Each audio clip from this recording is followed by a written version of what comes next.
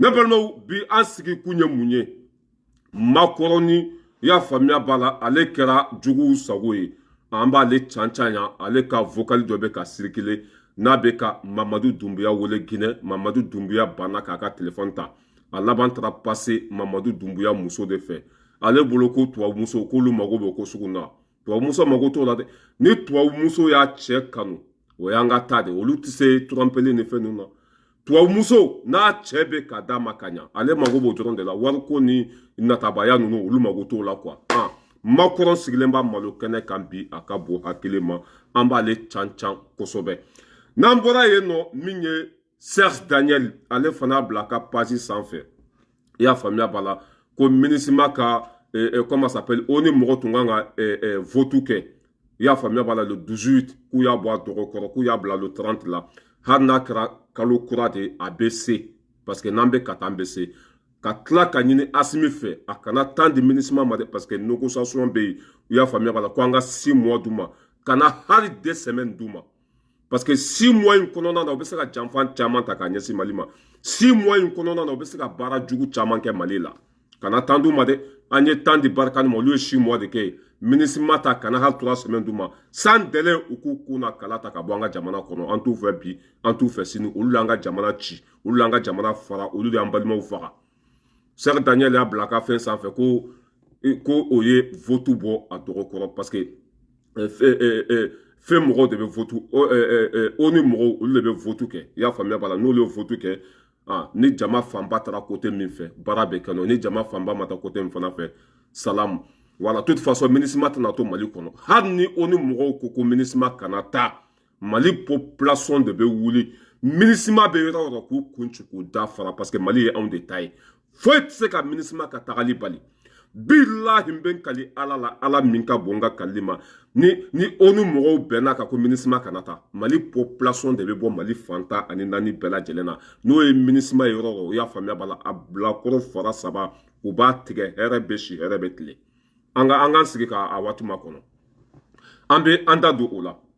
n'an bɔra yen Burkina Faso ani Mali o kɛra fa kelen ba kelen an bɛɛ bɛ k'an tɛgɛ di ɲɔgɔn ma bi ka fara ɲɔgɔn kan ka terrorisiw kɛlɛ a ɲɔgɔn ma deli ka kɛ Afrique histoire la fɔlɔ Mali ni Burkina limité tɛ yen tuguni frontière tɛ yen foyi Mali ni Burkina an bɛɛ kɛra jamana kelen de ye an bɛɛ kɛra fa kelen ba kelen an bɛɛ tɛgɛ bɛ ɲɔgɔn bolo bi fɛn min ɲɔgɔn ma deli ka kɛ Afrique o de bɛ ka kɛ Burkina ni Mali wa nin ka go tubabuw ye fo k'a faga o tɛ nin fɛ dɛ olu b'an fara faralen de fɛ parce que n'an fara farala an tɛ fanga sɔrɔ o de la u taara an ka jamana bɛɛ fara fara Mali ni Burkina sigira ɲɔgɔn bolo Ibrahim Traoré ani Assimi Goïta an ka sɔrɔsiw kɛra kelen ye u bɛɛ bɛ baara kɛ ɲɔgɔn fɛ o bɛ si so kelen kɔnɔ o bɛ dumuni kɛ minɛn kelen kɔnɔ i y'a faamuya b'a la o kɛra komi Lasana ani Fuseni Mali sɔrɔsi ani Burkina sɔrɔsiw u tɛgɛ bɛ ɲɔgɔn bolo bi a ka bon hakili ma an b'o image yira aw la voilà nin de ye an sigi kun ye ne balimaw makɔrɔ n'o ye musokɔrɔba cɛ ye musokɔrɔba dati bannen cɛ o de ye téléphone ta ka Mamadu Dunbuya ka wele Mamadu Dunbuya ma sɔn k'a ka appel ta a ye Mamadu Dunbuya wele plus de 1000 fois ko Mamadu Dunbuya ma sɔn k'ale ka appel ta a ye vocal min to Mamadu Dunbuya kun o vocal de bɛ ka circuler an bɛna o de k'a la ne ye Mamadu Dunbuya n y'a valide bi cɛba waraba mɔgɔbaw ka mɔgɔba mɔgɔ fɛn fɛn n'i sen bɔ nin kafiriden ninnu sen na i b'i ka jamana jɔ mɔgɔ fɛn fɛn banna nin kafiri ninnu na bilahi i bɛ k'i faso ma hɛrɛ ye quoi Mamadu Dunbuya a kɛra Assimi fila ni ɲɔgɔn ye bi Assimi fɔlɔ de y'a daminɛ makɔrɔnya bo fɔra ka telefɔni ta i y'a faamuya b'a la ka si ka Assimi wele Assimi b'a ka telefɔni décroché ja Mamadu Dunbuya fana o ka jugu ka tɛmɛ Assimi kan makɔrɔ de a ye Mamadu Dunbuya wele fo ka dɛsɛ a laban ye vocal de to a kun vocal min fana don bagabagali i y'a faamuya b'a la ani tapage ni fɛnw olu bolo ko cɛkɔrɔba lagasa ninnu de bɛ yen bi yan cɛkɔrɔba lagasa ninnu tɛ dɛ Mamadu Dunbuya de bɛ Guinée kunna Assimi Goïta o de bɛ Mali kunna Ibrahim Traoré o de bɛ Guinée kunna i y'a faamuya b'a la le bonheur du pays olu ɲɛ b'o de la aw b'aw ka jamana fɛ cogo min na Assimi fana b'a ka jamana fɛ o cogo de la aw b'aw ka jamana fɛ cogo min na Mamadu Dunbuya fana bɛ Guinée fɛ o cogo kelen de la Ibrahim Traoré fana bɛ Burkina fɛ o cogo kelen de la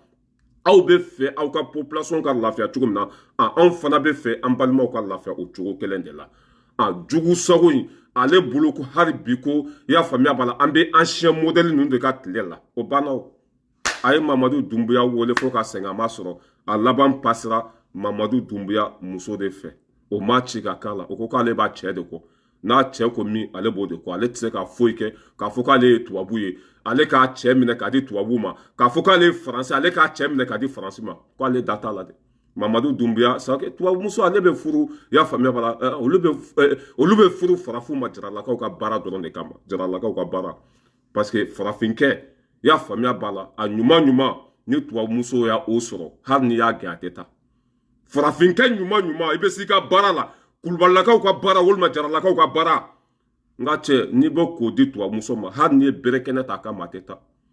n'i bɛ k'o ɲuman d'a ma wari tɛ sanu tɛ foyi ale b'o dɔrɔn de fɛ Mamadu Dunbuya belebele jamanjan sanfa dugufa a ka kɛnɛ ka ca disi bɛɛ sigilen don ma kɔrɔ e ka o tubabu muso wele ko a ka Mamadu Dunbuya ka fanga tiɲɛ o bɛ bɔ viser ya o tɛ bɔ viser dɛ Mamadu Dunbuya bɛ ka d'a ma ka ɲɛ ale mago b'o dɔrɔn de la a tɔ olu mago tɛ wari ni juguya ni olu mago bɛ cɛ dɔrɔn de la cɛ min b'u mago ɲa a banna Makɔrɔ pasera Mamadu Dunbuya muso ka côté la i y'a faamuya b'a la k'a ka ci o ma ci ka k'a la Makɔrɔ kɛra gɔn kelennabila ye n'an bɛ taa an bɛ se nkalon kɔ ye malo de bilahi nkalon mana ascenseur ta tiɲɛ bɛ escalier ta ka taa kunbɛn ɲɛfɛ nkalon mana ascenseur ta bilahi tiɲɛ bɛ escalier ta i y'a faamuya b'a la ka se a ɲɛ kɔ n'an bɛ taa an bɛ se ninnu de tun bɛ k'an faw faga ka mɔgɔw bila an ka jamanaw kun na mɔgɔ minnu tɛ se k'an faso segin a danbe kɔnɔ o tiɲɛ de bɛ ka na a Guinée bɛ hɛrɛ sɔrɔ cogo min na Makɔrɔ bɛ ka Mamadu Dunbuya bali Guinée ka ala n ko walahi tiɲɛ de tɔgɔ ye ko ala bin cogo t'a la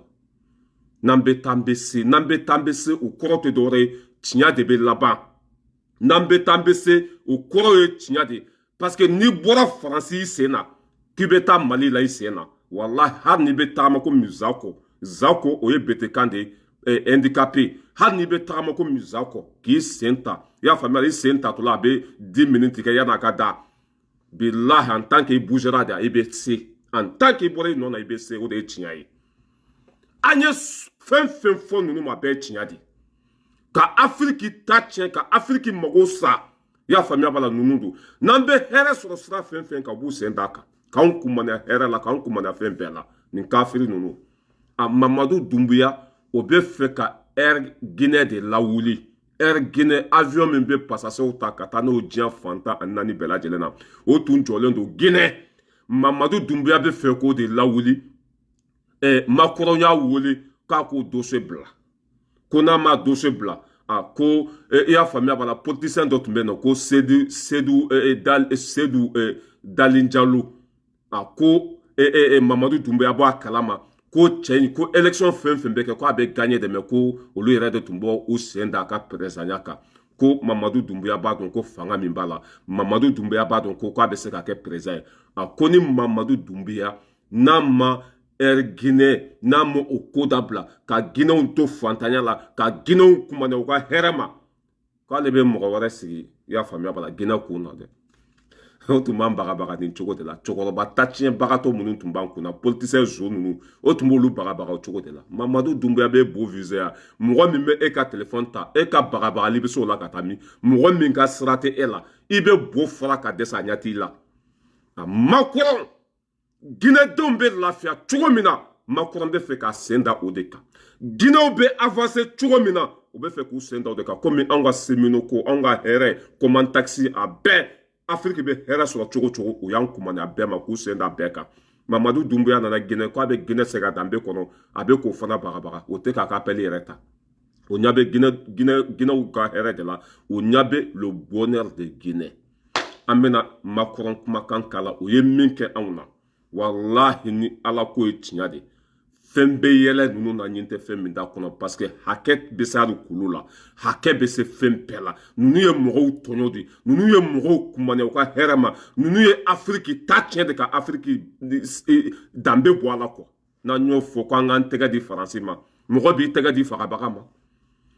n'an ban'u la ko non k'an bɛ ka diɲɛ bɛɛ kɛlɛ o faransi kelen bɛ ni sigi bi ko irisi de bɛ ka afiriki mago sa ko irisi de bɛ ka afiriki ci mais ale yɛrɛ bɛ ka kojugu min kɛ a ɲɛ t'o la dɛ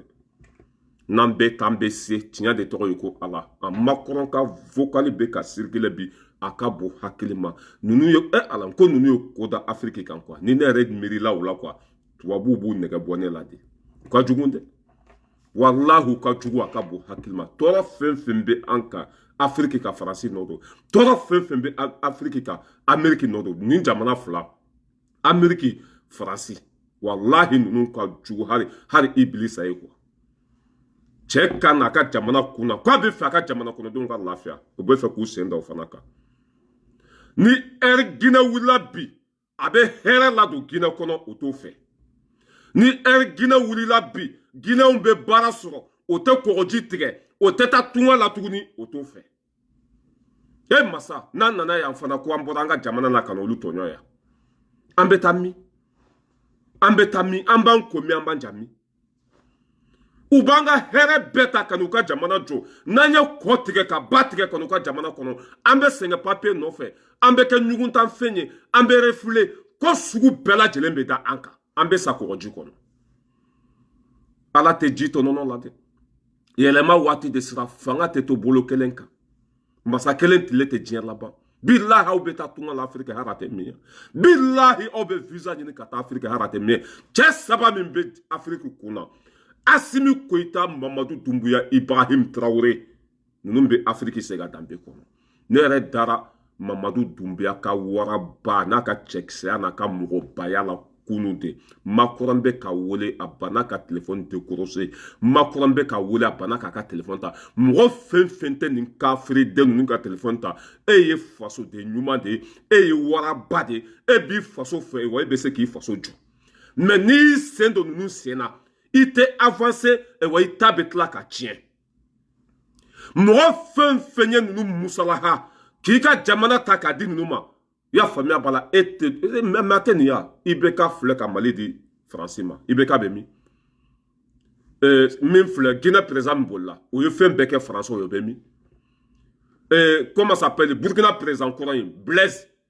y'a fa ni a ba di tubabuw ma Blaise banana hali ka taa furakɛ ye o tɛ mɔgɔ fɛ o b'o ka intérêt de fɛ Assimi ko k'a t'o de la le bonheur du Mali Mamadou Doumbouya ko le bonheur du Mali le bonheur du Guinée o bɛ fɛ k'u sen da an ka hɛrɛ kan e masa mais ala min bɛ sanfɛ a tɛ ji tɔnɔnɔ la bilahi fanga tɛ to bolo kelen kan an b'a ɲini ala fɛ i y'a faamuya la ala ka ninnu daga ta ka bɔ anw da la an b'a ɲini ala fɛ ala ka doni sigi ninnu kun doni min b'a to n'o bɛ ɲina anw kɔ u y'anw tɔɲɔ bi u y'an tɔɲɔ sini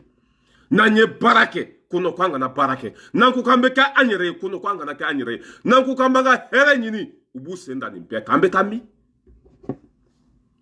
an bɛ taa min an bɛ jugu sago kumakan k'a la e ala walahi fɛn bɛ yɛlɛ faransi président kolo in na musokɔrɔba cɛ fɛn bɛ yɛlɛ a la ɲin tɛ fɛn min da kɔnɔ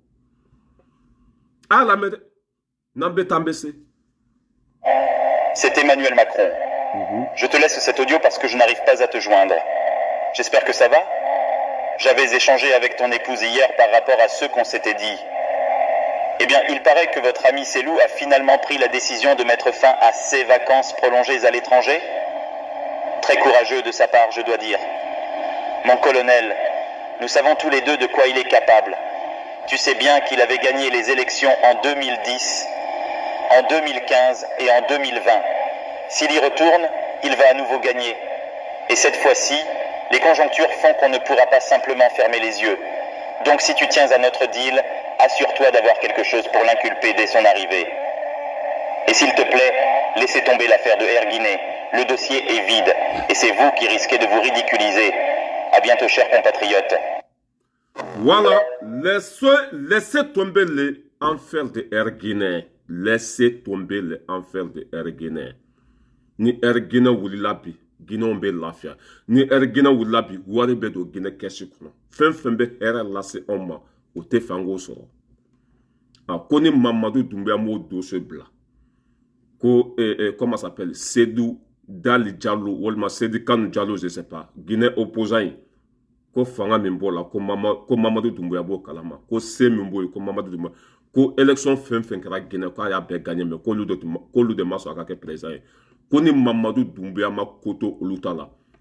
ko bɛ Seydou Dali Diallo ko b'a la segin ka taa Guinée k'a bɛ kɛ président ye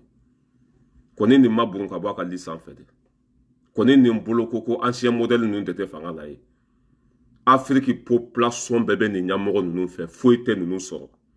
Assimi Maliens b'a fɛ Mamadou Doumbouya Guinéens b'a fɛ Burkina o bɛ Ibrahim Traoré fɛ foyi tɛ ninnu sɔrɔ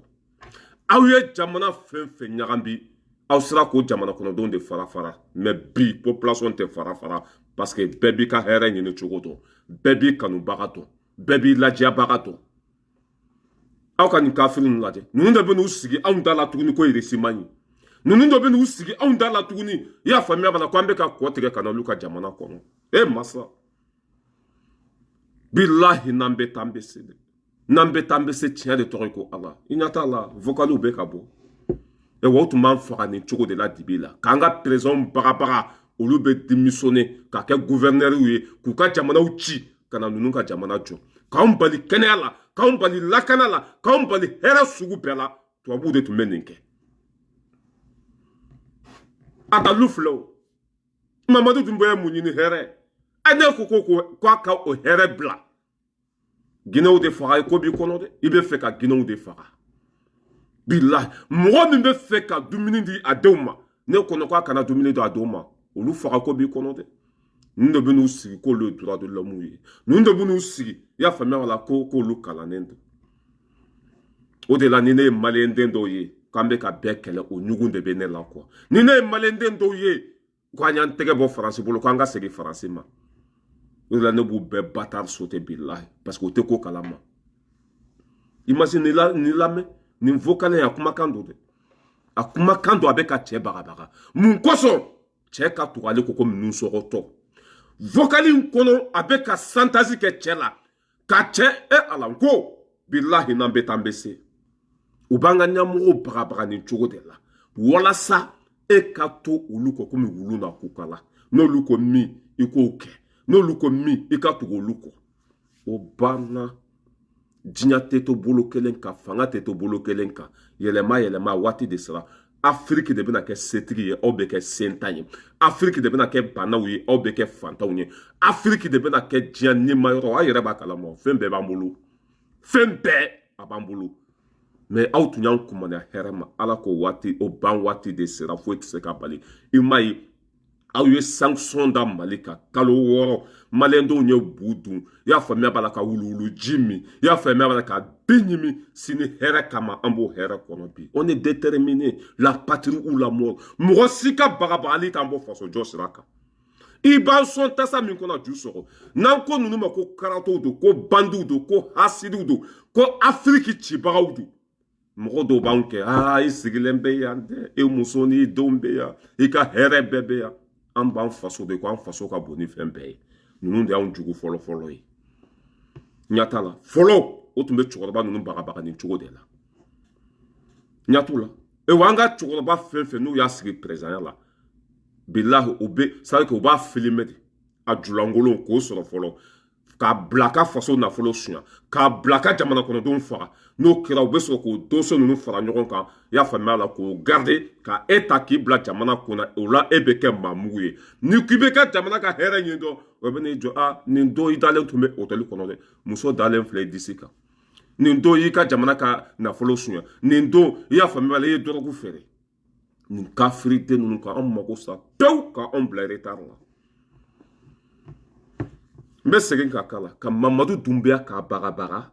a ka ko to ale ta la a ka tugu ale ko minnu sɔgɔtɔ Guinéens ka to fantanya la olu ka to faamaya la o tɛ fɛ mɔgɔ si ka hɛrɛ sɔrɔ an ka to olu kɔ ko minnu sɔgɔtɔ ka to olu kɔ ko bagan o waati de banna Mamadu Doumbouya t'i ka téléphone ta bi a t'a ta sini kana dan ka passe a ka muso fɛ dɛ a muso ka paga ta la Mamadu Doumbouya y'a faamuya la su fɛ min ye jaralakaw ka baara ye a b'o ɲuman di tubabu muso ma mago bɛ mun wɛrɛ la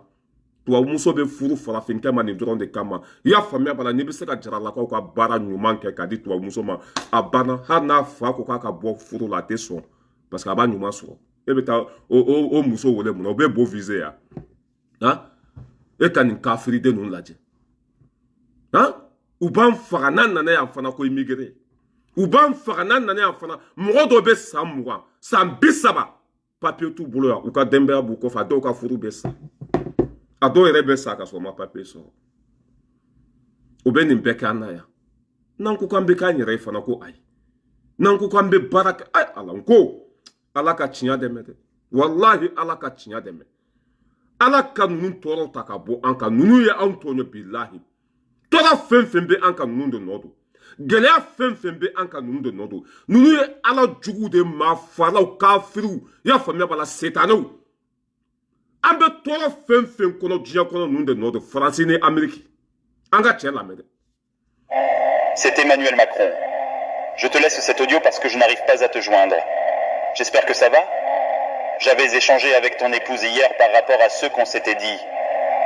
Eh bien, il paraît que votre ami Selou a finalement pris la décision de mettre fin à ses vacances prolongées à l'étranger. Très courageux de sa part, je dois dire. Mon colonel, nous savons tous les deux de quoi il est capable. Tu sais bien qu'il avait gagné les élections en 2010, en 2015 et en 2020. S'il y retourne, il va à nouveau gagner. Et cette fois-ci, les conjonctures font qu'on ne pourra pas simplement fermer les yeux. Donc si tu tiens à notre deal, assure-toi d'avoir quelque chose pour l'inculper dès son arrivée. Et s'il te plaît, laissez tomber l'affaire de Air Guinée. Le dossier est vide. Et c'est vous qui risquez de vous ridiculiser. À bientôt, chers compatriotes. Avec Mamadou Doumbouya Barabara, Nima Kotontala, opposant Membe, Guinée Kuna,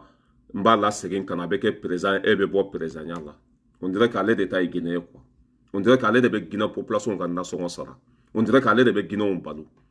Tiens, en 20e siècle de Konosa, out les bana ou dati bana ou tachena kara jugu sagoy, au nyugumbe bela, tora mimbe en kaou de nodo. Kaun kumana hera la ka aun ke jugu sagoy au de ake auna. Nine nin kafiri de nun sigilen la de ko le droit de l'homme. Mumbe au dase anga voto koma. Mumbe au dase anga intérêt nyinema. Mumbe au dadu anga kola. Aun dabe do akwa kola wa. An dabe do akwa kola. Ala ye au dlam nize angenge ya. Aw b'aw ka jugu sɛgɛw kɛ k'aw ka président sugu kɛ k'aw ka jamana jɔ an b'an da don o la wa mais olu de da b'an ka ko la on dirait que ala olu dilan minize anw gɛngɛ mais an sera dan dugu de an t'aw ka téléphone ta i y'a faamuya bala an t'an da don aw da la parce que an ka fisa ni aw ye an b'aw ɲɛ anw de ye patron ye ala ye fɛn bɛɛ di anw ma n'aw b'anw faga de a b'an faga mais an t'aw bo visé bibi la aw ni samiya bo bɛɛ de ye kelen ye anw bolo ni hadamaden y'i jugu dɔn tesa i yɔrɔ ma janya ka bɔ a la n'i y'i jugu dɔn i yɔrɔ ma janya ka bɔ a la an bɛ k'an yɔrɔ ma janya ka bɔ aw la de k'an yɔrɔ ma janya ka bɔ aw la i ma ye mamadu dunba i k'u y'a wele k'a ma sɔn k'i ka téléphone ta k'i tɛmɛna muso de ka côté la o yɛrɛ hali muso ma ci lase a ma o vocali fana tilala ka bɔ i ye vocali min to mamadu dunbuya kun ko n'o ma côté ta la ko e b'a bɔ a place la ko ka mɔgɔ wɛrɛ bila ye ko ni mamadu dunbuya ko k'a bɛ Guinée i y'a faamuya Guinée avion la wuli k'e b'o bɔ a place la ka mɔgɔ wɛrɛ bila ye ka mɔgɔw bagabaga fanga nɔfɛ nin denmisɛn ninnu fanga ko fa tɛ ninnu na koyi ninnu wolo cogo ɲana de ninnu ye africain yɛrɛ u yɛrɛ de mamadu dunbuya k'a na tubabumuso ta yan n ka cɛ ka tila ka sen fili aw la n ka cɛ n'a ka di tubabumuso ye a k'a ka minɛn cɛ ka taa musow bɛ Guinée cɛ ka ɲi ni tubabu ye farafin musow bɛ yen u cɛ ka ɲi ni comment ça s'appelle tubabumuso ye farafin musow bɛ Guinée u ka ɲi ni tubabumuso ye tubabumuso b'a dɔn mamadu dunbuya bɛ ka min d'a ma o n'e t'a dɔn tubabumuso b'a dɔn k'e e muso ku to o la o dati banna bobara t'o la fɛsi t'o la o kɛra juguw sago ye mamadu dunbuya muso bila hali ne bere kɛnɛ t'a kama bi a tɛ taa bere kɛnɛ ka t'a kama bi a tɛ taa a tɛ taa mamadu dunbuya belebele jamanjan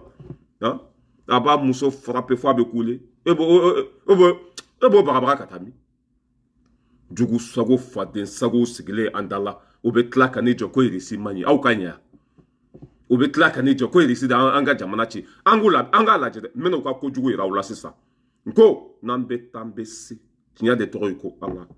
n ka cɛ hali ni handicapé de en tant que i bɔra i nɔ na i bɛ se hali ni handicapé de n'i ko i bɛ tagama i sen na ka taa Mali la ka bɔ i sen na faransi ka taa Mali la i bɛ se tiɲɛ de tɔgɔ ye ko ala ko bɛɛ bɛ laban tiɲɛ de ma nin kafiri ninnu bɛ visa ɲini ka taa Afiriki hali a tɛ mɛn nin kafiri ninnu o bɛ taa baara kɛ anw bolo hali a tɛ mɛn an k'an ka ɲɛmɔgɔw dɛmɛ an ka t'u kɔ n'u b'an faga u k'an faga n'u b'a ɲimi u k'a ɲimi n'u bɛ fɛn min kɛ u k'a kɛ n'u bɛ se min na u k'a kɛ mais an kana sɔn jɔnmaya ma tuguni an kana sɔn dɛ terminisi n'i ye ne sigilen faransi yan ka ninnu ku tigɛ ka ninnu n'i y'a faamuya b'a la k'u fila bara konko dɔwɛrɛ tɛ dɛ faso kanu de bɛ na o bɛ so tasa min kɔnɔ k'a ju sɔgɔ ne bɛ n faso fɛ ni fɛn bɛɛ ye ne faso n b'a fɛ ni fɛn bɛɛ ye an ka to an ka ɲɛmɔgɔw kɔ ni kogo pɛrɛnna de basa bɛ dun ni kogo ma pɛrɛn basa tɛ se ka dun ninnu sera ka jamana fɛn fɛn ci o ye jamana kɔnɔdenw yɛrɛ dama de bila ɲɔgɔn na fɔlɔ an kana sɔn an ka bila ɲɔgɔn na an ka ɲɔgɔn minɛ hɛrɛ b'a kɔfɛ kunnawolo b'a kɔfɛ lafiya b'a kɔfɛ fɛn b'an bolo ka tɛmɛ ninnu kan an ka lajɛ o ye kojugu minnu kɛ an na an k'u lajɛ. Des casques bleus et des ex-rebelles côte à côte sous le drapeau du MNLA, le Mouvement National de Libération de l'Azawad. Le mouvement politico-militaire organise son congrès. Après s'être battu pour l'indépendance du nord du Mali, les ex-rebelles Touaregs ont signé en 2015 un accord avec le gouvernement central. De l'indépendance de l'Azawad, il n'en est plus question, mais les relations entre Bamako et Kidal sont toujours tendues et les Nations Unies jouent souvent les médiateurs. Je suis conscient que des défis restent à relever. Les blocages opportunistes, les malentendus, les contraintes logistiques ne doivent pas nous divertir d'une solution politique pérenne. Derrière l'accord politique de 2015, je n'oublie pas qu'il s'agit de faire valoir des particularités sociales et culturelles revendiquées depuis des décennies. À Kidal, pas d'armée malienne et un seul représentant du gouvernement. La sécurité, elle, est assurée par ces hommes, regroupés au sein de la coordination des mouvements de l'Azawad, la CMA. Certains cadres de l'ex-rébellion Touareg sont... John de Malichi. Nyatala, comme Malika représentant fouille tout le Kidal, mais au Tumbe. Ka klaka Azawad Souka Obla Anna. Nambe Stambe Setinya de Toroko Allah. Allah ya ko jeni ka unya jeni. Allah na ko bara jugo sababu yala. Tora fenfembe Mali kono, tora fenfembe Afrique au de semba bela. Allah ba ko suma, Allah ba unya suma. Bara jugu kela kane jo dambe tiki dema. Bara jugu kela kane jo bara nyuman kela ma ko ede ko jugu kela yi. Allah ba yere sosowa. Bi ninte kaye Mali kono parce que risibe ka undeme. Azawad bi ukabo kata ni nyogondala je nyogonke. Na mu boda pinele ka fo mako tunya mo den ta auto fleni aw tumbe wati na Azawad tumbe pampa na comme tinene afle ko lubu ko drapeau de la lubu ka jamana ke lubu ka ira ma horonata jonde en faso chaute ya ibe ma koroni sigile la je ko irisi de beka Afrique chi ijonga video kala aya la mede nambe tambesi. C'est ça dont on a toujours l'appelé aujourd'hui. Il y a une contre-offensive ukrainienne. Le temps viendra, je l'espère, de négociations aux conditions de l'Ukraine. Par contre, s'il m'appelle pour proposer quelque chose, je prendrai, parce que la France a toujours été une puissance facilitatrice et de médiation. Mais il faut être clair, aujourd'hui, la reprise du dialogue n'est possible que s'il y a un respect du droit international, qui est le seul qui nous permet de vivre en paix. Par contre, vous avez raison, la Russie, mais comme d'autres grands pays qui sont ici présents, le Nigeria est un très grand producteur d'hydrocarbures. Il est là, c'est 250 millions d'habitants sur la planète. L'Inde est un grand pays qui raffine les hydrocarbures. L'Arabie Saoudite est ici présente. Et donc, non, mais je dis ça, tous ces pays, on doit les accompagner dans une transition. La Russie devra en faire partie. Pour moi, le fondement, c'est que les pays dont on a besoin pour faire ces changements sont tous là. Pour vous, Monsieur le Président, la Russie est-elle aujourd'hui un ennemi, notamment en Afrique ? Écoutez, j'aime pas ces termes qui sont définitifs parce que la diplomatie, c'est pas ça. Ce qui est vrai, c'est qu'aujourd'hui, la Russie s'est mise de son propre chef dans une situation qui est de ne plus respecter le droit international, de redevenir, au fond, l'une des seules puissances coloniales du XXIe siècle, en menant une guerre d'empire auprès de son voisin l'Ukraine. Et c'est une puissance de déstabilisation de l'Afrique à travers des milices privées qui viennent faire de la prédation, des exactions sur les populations civiles, comme cela a été documenté par les Nations Unies en République centrafricaine, à travers la milice Wagner. Donc je pense que par les choix aujourd'hui qui sont les siens, la Russie ne joue pas un rôle bénéfique pour la communauté internationale. Merci, je suis sûr. Si je peux de soutien au Sénégal pour le renouvelable. Est-ce que ça veut dire que le Sénégal doit renoncer à exploiter son gaz? Non. En fait, l'accord qui est l'accord de transition juste en matière d'énergie pour le Sénégal, comme nous l'avons d'ailleurs fait. Sénégal ka gaz ko wati do ma se tensa Sénégal era ko ka gaz ko ayi. Aw te menacer Afrique ma. Il essaie de menacer Afrique ma. E flene ka Mamadou Doumbouya wole ka baga kona ma koto etala ko be mo wore blano na o te menacer Afrique ma de. Aw tara ka Mali chi ka Mali tlafla o te menacer. O de la be ku barka banko. O de la be ku tachia parce que be galon de ka. Ala te barka du galon na. Ko jugu kela sigile ma fala. Ala jugu ka ba yere ke mo nyina mai na ta barai. Ala be jito no la. Ala ba yere soso. Nyuma sara ye nyuma ye juguma sara ye juguma ye. Afrique bebe ka ba o tege kono. Macky Sall o tagato do harate mien. I Alassane Dramane Ouattara dara wula o fana be tahara har na san keme ke fanga la don do la babla. Afrique denyana ma o de be na Afrique taka jonai. Aw be visa ni ka ta Afrique harate mien. Ko jugu kela sigilen be ala jugu kafiri. No ka ne te ko jugu keda ko irisi de ko jugu kela yi. Lafiya be Mali kono bi. Aw ye santani ko ke ambulo yi ni toro ta ma here soro. Irisi ben bi 2 ans. Mali territoire be karanta yi. Ha? Muso ba ni ko Sénégal ko gazi be ko wati do sira tensa Sénégal tout ko gazi la ko ayi. Fo no lu nyamara di Sénégali ma. Fo no lu sona domina. Cela veut dire que Sénégalais au loup de taille. Au de la Assimi ko no ko Mali don de taille. Ni Mali on ko mieux de beke. Mamadou Doumbouya ko Guinée on ko mieux de beke. Ibrahim Traoré. Aye France gain, Assimi ou gain, Mamadou Doumbouya be beaucoup gain. Kera ko misami abo. Anyugum be bela. Ko jugu kela ala jugu ma afrikani sigi ko lo nyuma kela e. Otumana mbe ka tagama Kongolo de kan. Ambe ka réfléchir na angalaka de ya. Mgo la dia baga ibe filoma. Mgo ni mgo kangi ni ndonde. Mgo mbe here kiye. O ma filima tote de. Mais aw de ya unjugu ye ma anta faire. Aw ni Ameriki. Américain de Kadhafi fara. Barack Obama de Kadhafi fara. O de la ni ne mgo do ye ko Ameriki nyoron si jugu dente jian kono. Amérique n'auront si du goût à te dire qu'on Obama de fait fara Kadhafi farafin Kadhafi fara. Ala te dit ton nom là de Nambe Tambese. Ma kourebe doko koulele. Mamadou Doumbouya te nika téléphone ta. Assimi te nata. Ibrahim Traoré te nata. Aw ba ka jamana fe chugna nous fana bu ka jamana fe chugo kelen de la. Aw be mindo nous bo fwa de don. Aw be mindo Assimi ni Ibrahim Traoré ni Mamadou Doumbouya bo fwa de don. Ala jugu bonama wolo isigilen bi kujala ka ko non il décide be ka Afrique menacé et Mamadou Doumbouya barabara ma vocali kala Poutine de la ko ka Afrique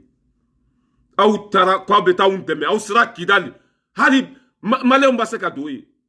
aw yere de tumbe Kidali ka dinge bawse ka tuyo turanga pétrole la ka besama kana ka nga sanu bebo kana na ko jamana kono o make da barate mo dafa Che wale o de be mo ni fin dafa. Ima Mali be ka tege babulo ka ko ambassadeur gen. Ka ko barkani gen, ka ko takuba gen, ka ko ngomi gen, ka ko furufuru gen. E ya fami bala u nega shite mo wala. Mundo ka ko jugunde. Mundo ka u ye bingeli kela u de. Mundo ka u de Afrique chi. Na ut mo ka to gen comme wulu. Merde. Ça fait mal. Ni ne nous kumato yo quoi. Kubunu yere dafa nu dabaray abe mogo toro quoi ni ne nu ye kubunu yere deme nu dabaray on dirait que hakilite mogo la nu lute mogo to kodo no lute na tunkanya obe genwa na tunkanya be ke nyuguta fenye wa mogo doka na sisa ya famé bala ka 1000 € dinama ne be nyina otigi ko ne be ko tigi ma juge fo ka jena du ko le meleke wolma dongo do mogo do ka kurasan sanga dinama wolma ni dongo ni ne be wuli sunogo la yaso mogo do na sigi ko na ni kurasa ni fenwo ne be ko tigi fe fo ka ta jena du ko le meleke mais aw de tumbe kan sensiri kan bolo siri kan faga o de commencer gi ba no fe bi fembe yela wala nyinte fe mi da kono aw laban billahi ben kali ala la ni ala ma dugu kolo daele ya k'aw ka jamana bɛɛ jigin a kɔnɔ i k'a fɔ ne ma ko tu ɲamɔgɔden tagatɔ filɛ ni juwo ye ma taa n'aw bɛɛ ye i k'a fɔ ne ma ko tu ɲamɔgɔden tagatɔ filɛ bilahi ni ala ma aw ta tiɲɛ ka aw ko jeni ka balaw jigin aw kan i y'a faamuya bala c'est que guerre mondiale tɛ foyi foyi marifa tɛ ta aw kama foyi tɛ ta aw kama ala b'aw bɛɛ halaki de fiɲɛ bɛ taa n'aw ye walima jiwoyo bɛ taa n'aw ye walima dugukolo bɛ taa yɛlɛ aw bɛɛ bɛ jigin a kɔnɔ parce que aw ye mɔgɔw tɔɲɔ de hakɛ kɔ ye ta tiɲɛ de ewa hakɛ bɛ se fɛn bɛɛ la hakɛ bɛ se fɛn bɛɛ la a don bɛ na n'a ye mɔgɔw fɛn fɛn sɔrɔ a nin ye maliyɛn de walima nin ye farafin de a bɛ taa n'aw bɛɛ ye parce que hakɛ tɛ bila ka se ne kɔnɔ dɛ ninnu ye tɔɲɔli de kɛ o hakɛ kɔma segintɔ n'a ye mɔgɔ fɛn fɛn sɔrɔ a jiwo bɛ taa n'aw bɛɛ ye merde waay an bɛ bɔ yen an bɛ na comment ça s'appelle Serge Daniel Serge Daniel a b'ale ka page sanfɛ komi ale barika banna tori den ale ba taara da tori dɔ nɔfɛ ɲɛ t'a ɲakili fila la ɲakili bɛ komi tori bɔbaraw bɛ komi tori kɔnɔbarani bɛ komi tori Serge Daniel n'a figi den kɔni da b'an ka ko la bla bla bla bla bla bla an mago t'i ka kunnafoni n'an ka sira t'i la ta ka bɔ an da la an y'i gɛn ka bɔ Mali kɔnɔ o de sigilen bɛ ko MINUSMA comment ça s'appelle o ni mɔgɔw ko tun kan ka ɲɔgɔn ye le 18 k'u y'a bɔ a dɔgɔ kɔrɔ k'u y'a bila i y'a faamuya b'a la nin kalo tile 30 le 30 juin hali n'u y'a bila le 30 comment ça s'appelle le 30 décembre a bɛ se MINUSMA tɛ to Mali kɔnɔ billahi ɲɛ kali ala la ala min ka bon ka kalima MINUSMA hali n'an b'an ka biye tigɛ de ka taa fara maliyɛndenw kan ka MINUSMA gɛn ka bɔ Mali kɔnɔ a bɛ kɛ o tɛ to an bolo dɛ ninnu de y'an fagabagaw ye ninnu de y'an jugu ye rapport kuntan fɛn fɛn bɛ bɔ Mali kɔnɔ ninnu de b'a bɔ tɔɔrɔ fɛn fɛn b'an ka ninnu de y'a kɛ n ye video min k'a la sisan Azawad ninnu ka video ko MINUSMA de bɛ k'u sécurité Mali ciliko kuma b'u da kɔnɔ a y'a lajɛ casque bleu. Des casques bleus et des ex-rebelles côte à côte sous le drapeau du MNLA, le mouvement national de libération de l'Azawad. Le mouvement politico-militaire. John de Yanjugu, Prévoubé Temenenka, nous d'Anjugu follow. Mali Chiliko, kuma be forum nous de la sécurité. Mali on be Janfa, Kereminka, MINUSMA be, Mouamunu be Kam, Marifata, Malendon Kama, MINUSMA be Kolu de la Kanabi. Billah Mbenkali, ala la Outanga Jamana Konode. Comment ça s'appelle? On est mort, votera ou bena follow, ma ben follow, bea ou Congo de Mali et Mali de taille, sebanye bika ou kunchi ka ou ta fara, billah nyen kali alala. Na mata ka bo Mali kono Malien den bebe bo. Awa basi be ro ka tasuma ka bela. No ya ou fen soro ba be kunchi ka ou ta fara, billah anta ou febe anta ou fesine, ou de anjuguye. Malien den be jolen kato. Parce que kata nambara ya ke fe na eno, ko ya famille bala droit de vote mo ma sonde, vote mo ma kede, betara a te passé Mali kono tourné Mali et Malidon de taille. Kauto Mali kono basigitena. Kauto Mali kono de la fiatena. Et wa assimini sonaku ka 6 mois que Mali kono. Wallahi fembe bois quoi faire. Ça que mais kana sonde hal 3 semaines kana so afoku kata ka boyi. Parce que toli Mali kono janfan de bena sir Mali koka. Bomu jugu de bena ta do dugu kolo duguma. Ya famela keleke minon de bena ta di anyata la hali kuna ye video de moti mara la ko mɔgɔ dɔw y'u bɛɛ k'u bɛɛ y'u ka dugu bila ko jadisiw ko k'u ka bɔ yen olu bɛɛ ye dugu mais cɛ MINUSMA de bɛ nin bɛɛ kɔfɛ MINUSMA de bɛ nin bɛɛ kɔfɛ Assimi kana sɔn o ka 2 semaines kɛ Mali kɔnɔ 6 mois c'est beaucoup 6 mois aw kasa bɛ k'an tɔɔrɔ poubelle ɲama y'i sen kɔrɔ mɔgɔ tɛ fɛ hali ka 1 seconde kɛ ɲama t'o la. Mɔgɔ tɛ fɛ hali ka tile 2 kɛ sunungu sanfɛ comment ça s'appelle heure 1 kɛ sunungu sanfɛ ninnu ye sunungu de bo bɛ taa file wuluwuluji bɛ yen soso bɛ yen dabi bɛ yen ninnu ye o fɛn sugu de ye ko Assimi u ka taa négociation sɔrɔ u kana to an ka jamana kɔnɔ u k'u kunna kala ta ka taa ka bɔ yen san 10 ni kɔ lɛni o bɛ wasa kɛ quoi u ka taa ka bɔ yen négociation tɛ yen dɛ u k'a bɔ a tɔgɔ kɔrɔ u k'a bɔ a tɔgɔ kɔrɔ Assimi sira di population ma. Il faut sans délai. Femme min bese ka côté là ça oui population de. Assimi sera de population ma. Population be wole ou ka bon. Ka MINUSMA kuna kala gen ka bonga jamana kono. Kuma fa na ba fle. Nye video min ka la sisa John de Kojugu kunya fanye. Aw be fe ninka ka wa jamana kono. Aw jugula alanko. Na mbeta mbese ça. Nintise ka ko lu ere la o. MINUSMA de be kata un jugu la kana kan faso chi. Azawad kukala wad petiti patata abema bambi n'importe quoi ma Assimi kana tandu made voilà nga eri to manja mena comment ça s'appelle mena Mali ni Burkina la aya laje des forces armées maliennes na Wayugia la cité de Nabakango. Ces troupes de Fama se joignent à des troupes sœurs burkinabè pour une opération d'envergure contre les groupes armés terroristes. C'est l'opération Kapitgou 2. Mais avant, l'accueil et les consignes. Nous espérons que le peu de temps qu'on va passer ensemble, on va fraterniser parce que c'est la même chose. Burkina, Mali, c'est la même chose. Ok? Voilà, donc soyez la bienvenue, sentez-vous bien.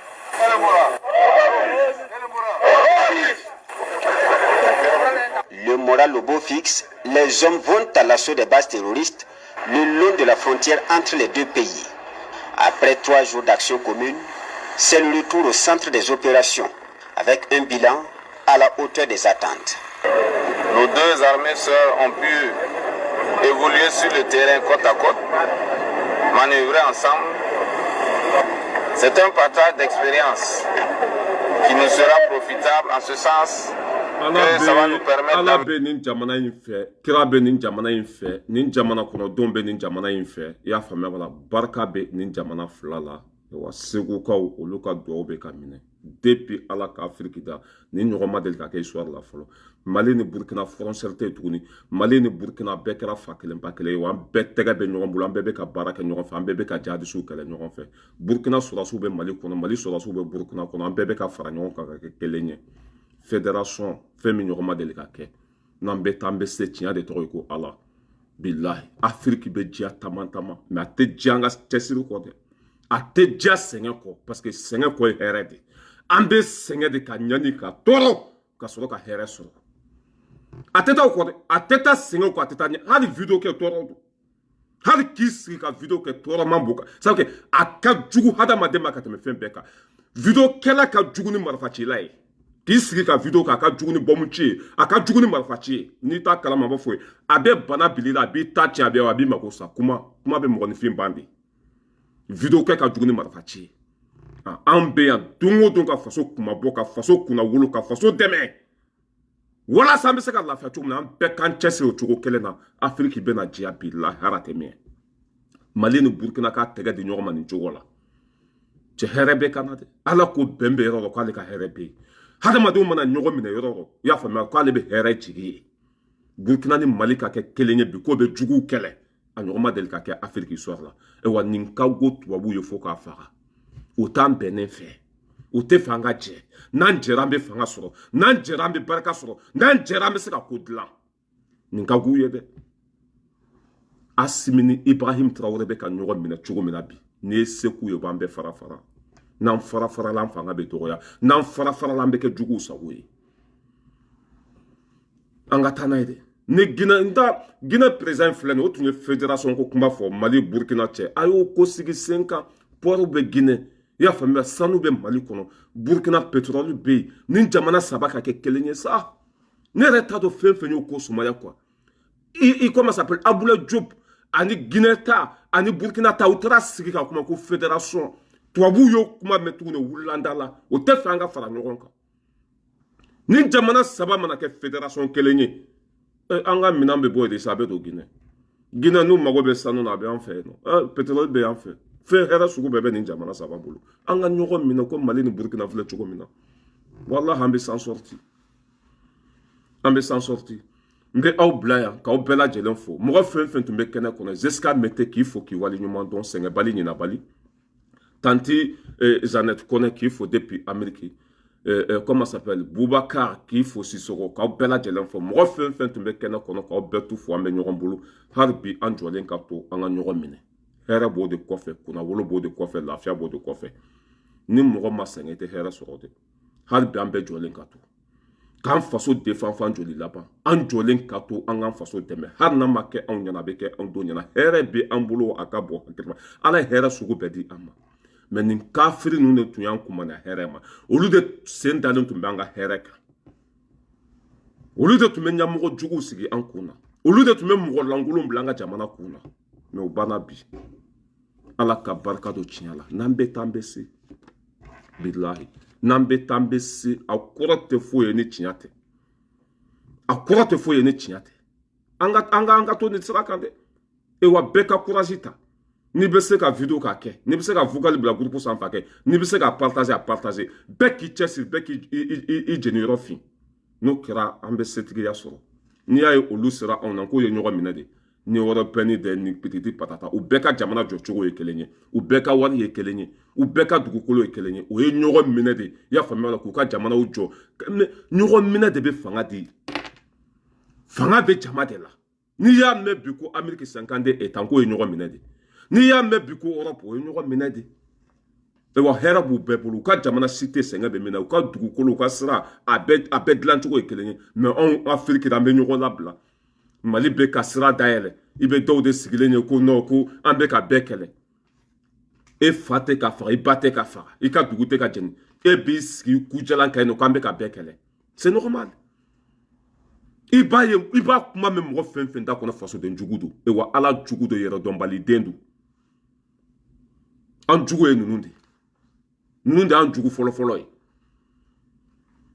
Voilà, n bɛ aw bila yan, ala ka bi nɔgɔya, ala ka bi diya, ala ka haminanko bɛɛ lajɛlen nɔgɔya, si ni kɛnɛya labanko ɲuman ala ka d'an bɛɛ lajɛlen ma, san min tɛ ɲinɛ an ka jɛ ka seli ɲɔgɔn fɛ, ala ka Mali kɛ an sago ye, ala ka barika don Mali la, ala ka fanga to Asimi bolo fɔ lahara, ala ka Asimi to jamana kunna fɔ habu, ala kana fanga minɛ Asimi na, Asimi de kosɔn bi Mali bɛ ka bonya, Asimi de kosɔn bi Afrique bɛ ka kunu, ala ka Asimi kɛ Mali président ye bada.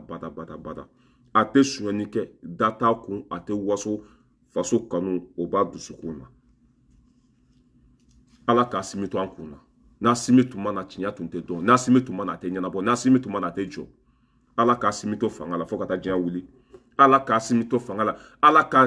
Asimi si kɛ san 2000 ye. A ka to Mali kunna ka Mali se ka danbe kɔnɔ. Hakɛto bɛ kuma kɔnɔ. Jaba Baraji k'i fo.